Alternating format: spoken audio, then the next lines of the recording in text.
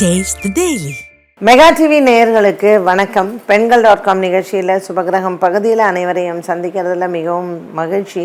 இன்றைக்கி நம்ம பார்க்க போகிறது என்ன அப்படின்னு பார்த்திங்கன்னா, வரக்கூடிய மாசி மாதத்தில் 12 ராசிக்காரர்களுக்கும் என்ன மாதிரியான பரிகாரங்கள், என்ன மாதிரியான பலன்கள் காத்திருக்கிறது என்பதை பார்க்கலாம்.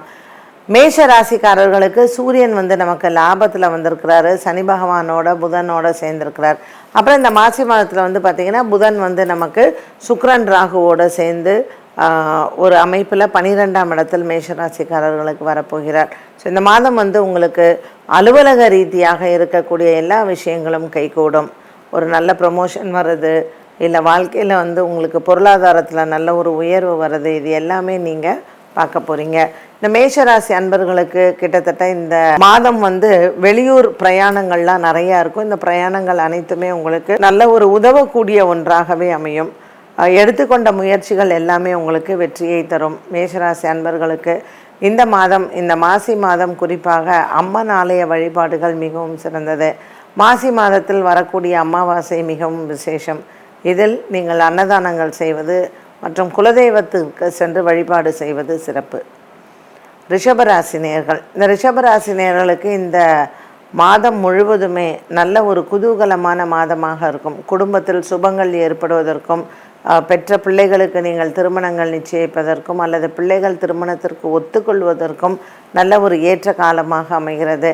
சூரியன் 10ஆம் இடத்தில் சனி பகவானுடன் சேர்ந்திருப்பதும், லாபத்தில் சுக்கிரன் மற்றும் புதன் ராகு இவர்களினுடைய சஞ்சாரம் ரிஷபராசி நேயர்களுக்கு பொருளாதாரத்தில் நல்ல உயர்வை கொடுக்கும். குடும்பத்திலும் மன நிம்மதியும் சந்தோஷத்தையும் ஏற்படுத்தும்.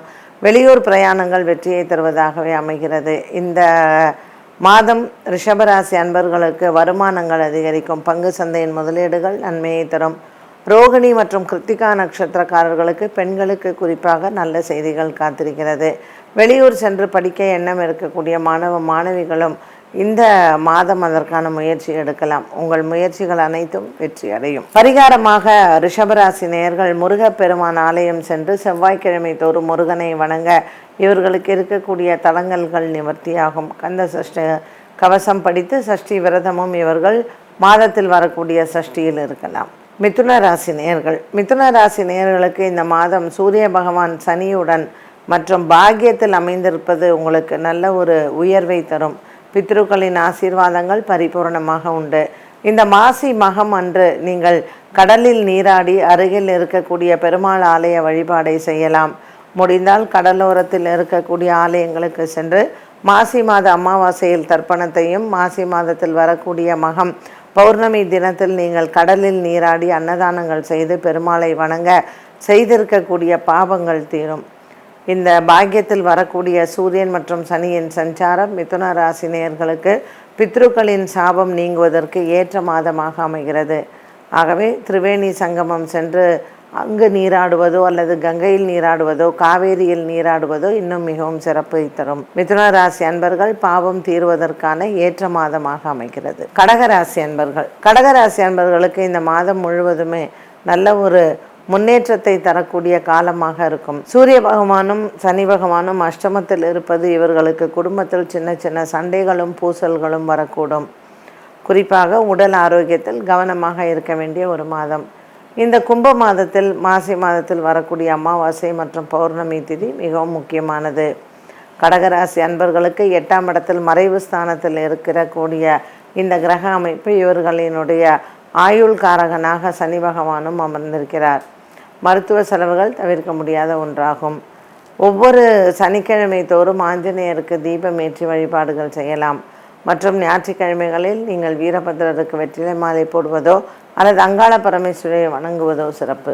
சிம்மராசி நேயர்களுக்கு, சிம்மராசி நேயர்களுக்கு ராசிநாதன் சூரியன் 7ஆம் இடத்தில் சஞ்சாரம் செய்கிறார். கணவன் மனைவி உறவில் சின்ன சின்ன மனக்குறைகள் ஏற்படலாம். 2ஆம் இடத்தில் கேத்துவும் 8ஆம் இடத்தில் ராகுவும் இருக்கக்கூடிய இந்த சிம்மராசி அன்பர்களுக்கு மாதமானது சற்று கணவன் மனைவி உறவில் சின்ன மனஸ்தாபங்கள் வந்து போகலாம். பெரிதளவுக்கு எந்த விதமான பாதிப்புகள் இல்லை என்றாலும் குடும்பத்தில் மனக்குழப்பங்களும் சண்டை சச்சரவுகளும் இருக்கும். இந்த மாதம் வரக்கூடிய இந்த மாசி மாதம் அமாவாசை திதியானது உங்களுக்கு நல்ல ஒரு ஏற்ற காலமாக அமைகிறது. சிவராத்திரியில் மகா சிவராத்திரியில் சிவபெருமானினுடைய வழிபாடும், மற்றும் அமாவாசை திதியில் நீங்கள் ஆஞ்சநேயருக்கு தீபமேற்றி வழிபாடுகள் செய்ய சிம்மராசி நேயர்களுக்கு சனி பகவானால் ஏற்படக்கூடிய தோஷங்கள் நிவர்த்தியாகும். மாசி மகத்தன்று நீங்கள் குலதெய்வ வழிபாடை செய்யலாம். மேலும் மாசி மகத்தன்று சந்திரன் உங்கள் ராசியில் மகம் நட்சத்திரத்தில் சஞ்சாரம் செய்யும் பொழுது மன சஞ்சலங்கள் தீரும். இது சிம்மராசி அன்பர்கள் பௌர்ணமி திதியில் விநாயகரையும் வழிபாடு செய்யலாம். கன்னிராசி நேயர்களுக்கு இந்த மாதத்தில் ஏகப்பட்ட குழப்பங்கள் வரக்கூடிய ஒரு காலமாக இருக்கும்.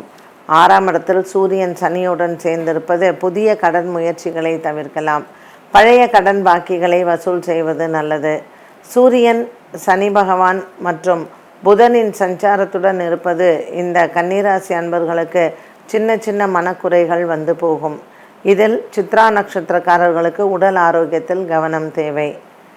ஏற்கனவே திருமணமாகி டிவோர்ஸ் அதாவது விவாகரத்து பிரச்சனையில் இருப்பவர்களுக்கு அது சம்பந்தப்பட்ட குழப்பங்கள் வரலாம்.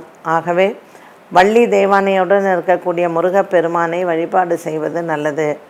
இந்த சூரியன், சனி மற்றும் புதனின் சஞ்சாரம் உங்களுக்கு 6ஆம் இடத்தில் இருப்பதனால் உடல் ஆரோக்கியத்தில் சற்று கவனம் தேவை.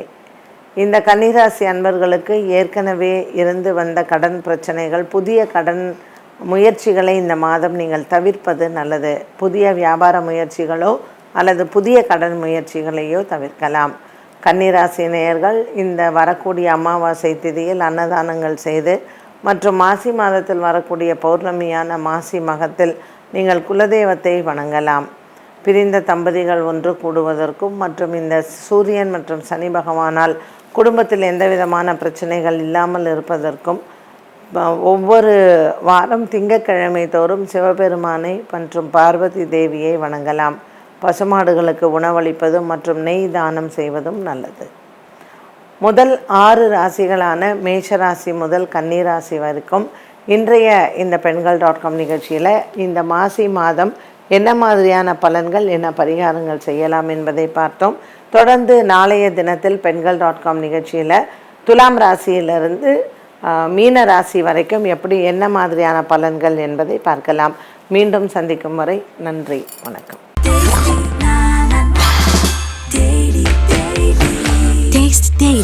Taste the Daily.